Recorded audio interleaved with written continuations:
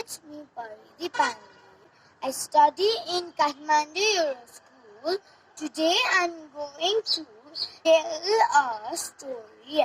The topic of my story is the Little Red Riding Hood. Once upon a time, there was a small village. There lived a little girl named Rosie.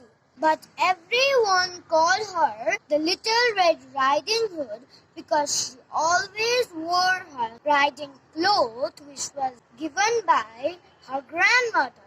Her grandmother lived beyond the woods. One day, her mother told her to visit her grandma because she was not feeling too well.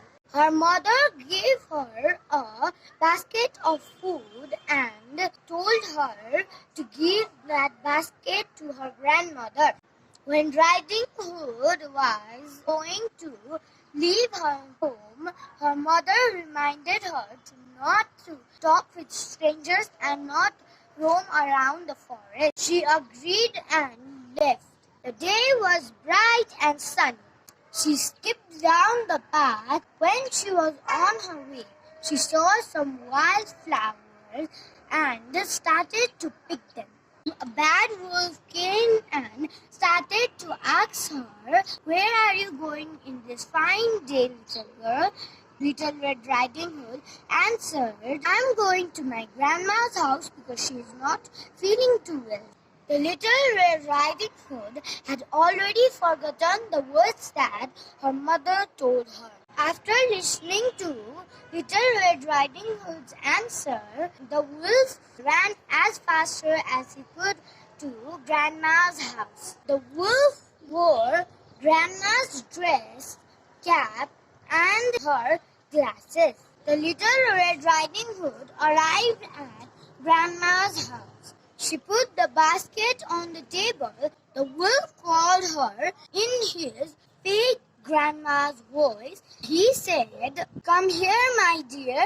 The Riding Hood took a step. The Little Red Riding Hood said, "My, how big ears you have." The wolf answered, "As big to hear you, my dear." The wolf again said, "Come here, my dear."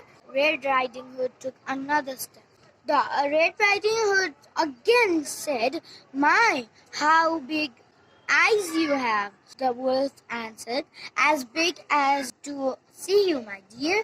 Again he said, "Come near," and Red Riding Hood took another step. The Red Riding Hood again said, "How big teeth you have." The wolf answered, "As big to eat you, little girl." She tried to escape, but the wolf catched her clothes and swallowed her in a gulp.